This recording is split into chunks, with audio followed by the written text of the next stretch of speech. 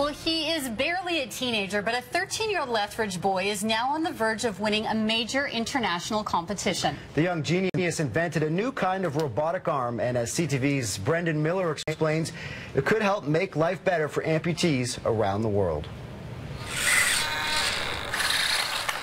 Marin Schultz is just 13 years old, but he's already created this, a robotic hand. Using this headset, Marin uses his breath pressure to move his prosthetic hand. When he tilts his head, an accelerometer controls the wrist movement. Most prosthetics are very expensive to buy, so with this new control system and the way I'm proposing to make prosthetics, it can be made at a fraction of the price. Many of the parts of his arm were made with a 3D printer. In total, the unit would cost roughly $300 to produce instead of thousands. Marin became more motivated about the project after a one-handed boy tried his robotic arm at a science fair last year. I let him try on the headset, and he was able to close the hand with concentration. He got very excited and he was like, "Dad, I can close the hand."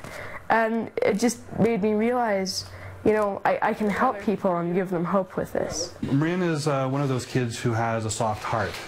His whole life he's been like that. He's been always affected by events around him, so if he sees someone hurting, he hurts.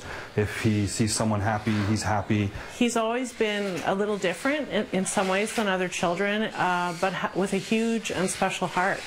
And just that he came up with an idea that could actually help other people and that he wants to do that.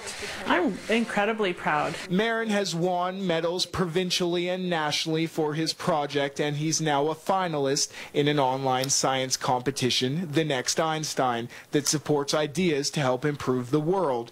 Marin hopes to patent his idea and one day help amputees living in third world countries. I think what's kept me improving them is that, you know, love of helping people. Brendan Miller, CTV News, Lethbridge.